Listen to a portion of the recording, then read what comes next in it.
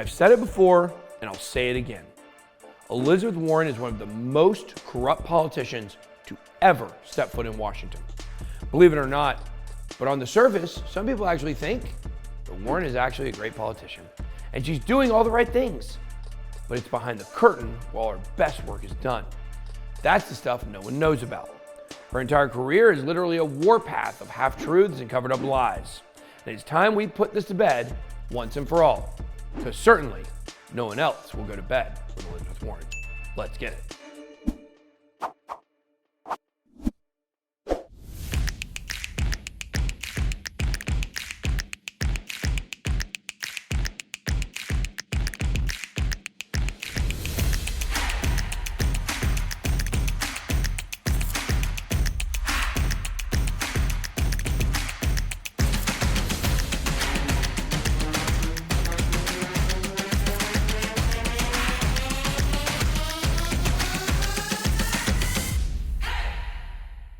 Welcome to BitBoy Crypto. My name is Ben. In this video, we're going to continue to pull back the curtain to expose the real Elizabeth Warren. For those of you who don't know, it's not the first video we've done on Elizabeth Warren. Some of you might think that we're only going after her because she's creating an anti-crypto army. But in all honesty, that's just a cherry on top in terms of her being nothing short of a cancer in American politics. In fact, just a few weeks ago, we put out this video here. And as good as it was, it barely scratches the surface on the truth behind the Democrats' darling. If you want to watch that video, there's a link in our description. For context, I'll give you a quick rundown.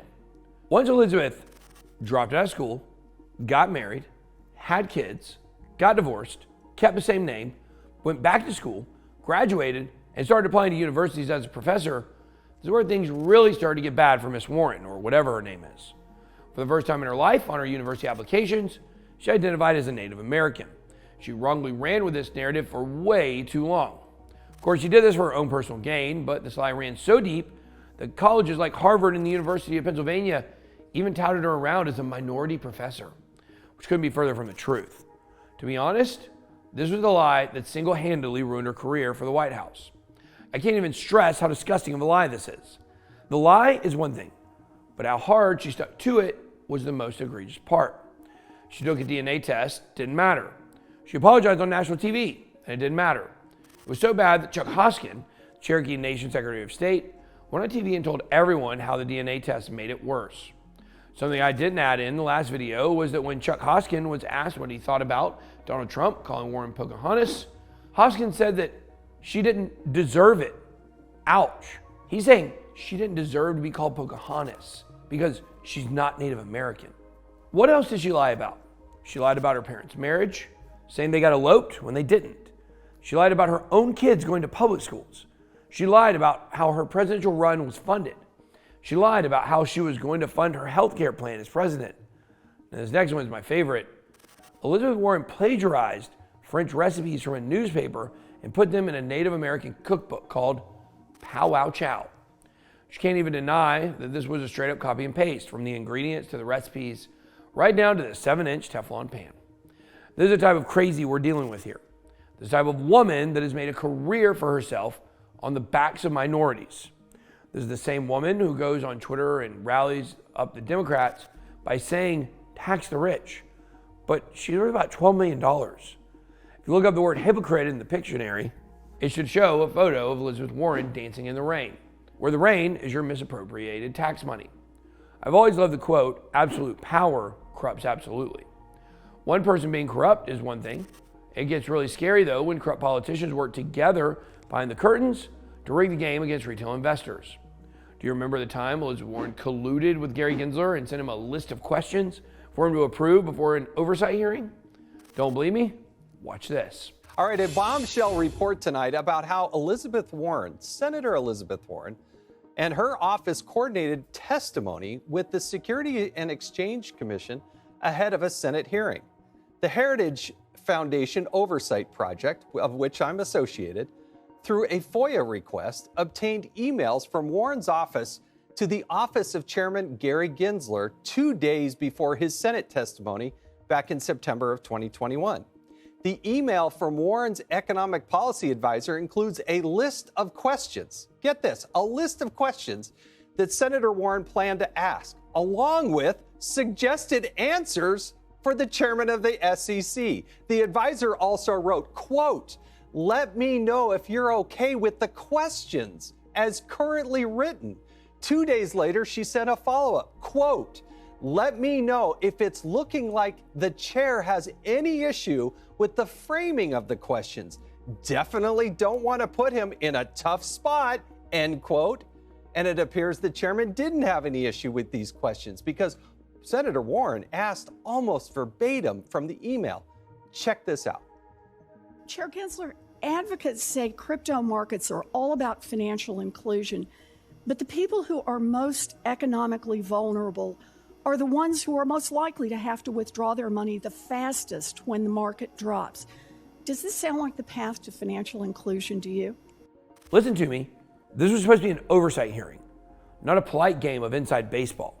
She had an opportunity to hold Gensler accountable for his actions, but she would rather use that time to rig the deck against her constituents. Can't believe she did that in an oversight hearing. She should have lost her job right then and there. For some reason, the Democrats continue to look past the lies and drink the Kool-Aid. Warren continues to raise the bar time and time again for dirty politics. And this is the woman who Massachusetts might vote in for a third term. Give me a break.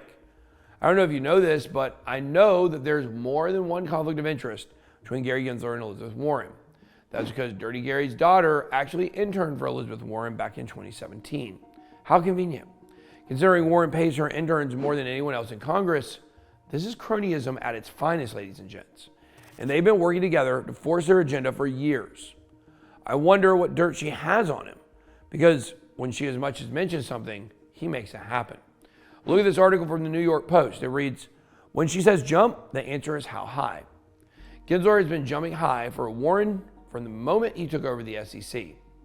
Warren wants more diversity on corporate boards, and Gensler suddenly pushed for a board diversity disclosure mandate for public companies. The article goes on to say that Warren wanted to stop stock traders from gaming payment order flow. And boom, Gensler comes out and starts going against it. That's exactly what the two of them are doing now with crypto. They've been colluding together for years, and it has to stop. That's not even the worst of it. We already know that Gary Gensler had close ties to SBF, but it turns out that Elizabeth Warren actually had close ties with SBF's father, Joe Bankman. Back in 2016, Joe Bankman actually endorsed Warren's tax legislation. Is this even a surprise to anyone at all, honestly? Explains a lot because back when FTX fell and Warren came out and tweeted about it, not once did she mention Sam's name. Not once. Does that have anything to do with the fact that SBF was the second largest donor in the previous election cycle? Probably. It's the same reason that the New York Times ran a puff piece on Sam and made him look like a saint after he stole billions of dollars from his users. That was the same money that went to the Democrats. So of course the left-wing media and the politicians did everything they could to protect their friends while they simultaneously put the rest of the crypto industry in a guillotine. I actually find it funny that the left holds Elizabeth Warren in such high esteem and high regard. Because the truth is, she spent the majority of her life as a passionate Republican. Yes, you heard me correctly. Elizabeth Warren voted Republican until she turned 47. Don't believe me? Here's a photo of a 1996 voter's card with her name, and it says Republican. She voted Republican multiple times before that too. Of course, Warren will downplay her reasoning and lie about it. She'll tell you how she wasn't very political growing up, but once again, she gets caught in another lie. One of Warren's lifelong friends, Katarina Harry, told Politico that Elizabeth talked politics nonstop in high school and was a diehard conservative. When one of Warren's old colleagues, Gary Francione, found out that she changed sides, Gary stated that he almost fell out of his chair. This is the type of wolf in sheep's clothing we're dealing with here. Did she change because she really cares? Or because she moved from Texas to Massachusetts, got a job at Harvard? We are talking about a woman who will lie about absolutely anything to paint the picture she wants you to see. Want to know about someone else who Elizabeth Warren cheated? Scott Brown. This is who Warren stole her seat in the Senate from in Massachusetts back in 2012. Like anything else, she would downplay this to no end. But Brown really did get the right end of this deal back in the day. As a result of the lawsuit, $276,000 taxpayer dollars were spent to send voter registration forms to 500,000 welfare recipients. Obviously, the welfare votes are more likely to vote blue than red, and that's exactly what put Warren on top in that election. The dirty part of the story here is that the lawsuit that got these voter forms sent out was filed by a left-wing nonprofit called Demos. And who was on the Demos board at the time? Elizabeth Warren's daughter, Amelia Warren. Wow, just wow. To defend themselves, the Warren family will point to the 1993 National Voter Registration Act and the motor voter law that allowed them to do this. On the other side of the coin, Scott Brown said in a written statement, "I want every legal vote to count, but it's outrageous to use taxpayer dollars to register welfare recipients as part of a special effort to boost one political party over another. This effort to sign up welfare recipients is being aided by Elizabeth Warren's daughter, and it's clearly designed to benefit her mother's political campaign." Just another lie to add to the lengthy list of Elizabeth Warren's illustrious political career. And this is the lie that landed her a seat in the United States Senate.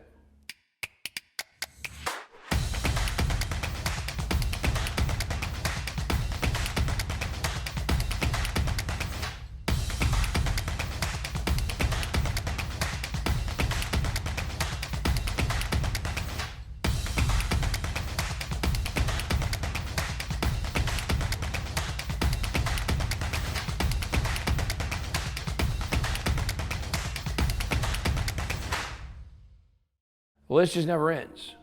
It's one thing after another. Look at this tweet from John Deaton. Elizabeth Warren is a fraud because she abandoned her constituents and refused to even speak to John or her own constituents because she couldn't risk being seen on the same side as billionaires. Elizabeth Warren doesn't want to be seen with billionaires. That's funny, because when she was a lawyer, all she did was work with billionaires. When Warren made her bid in the 2020 election, Pete Buttigieg put her under fire for not revealing her past compensation from corporate clients. Look at this article for Politico. Its headline reads, "Warren made $1.9 million from corporate and financial legal work." The funny part is, it's not even the grand total, because she only ended up revealing the numbers from a fraction of her career. I wonder why she would release some of it and not all of it. Because even what she released was very damning for a woman who cares so much about mom and pop businesses.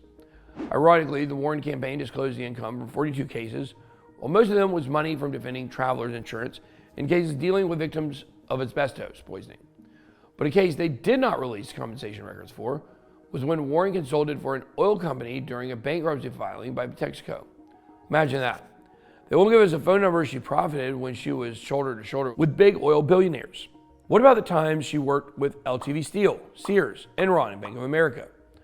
I don't have a problem if people work for big corporations, but this is supposed to be the woman who cares about the little people. She only cares about the little people because they outnumber the rich ones in the voting booth.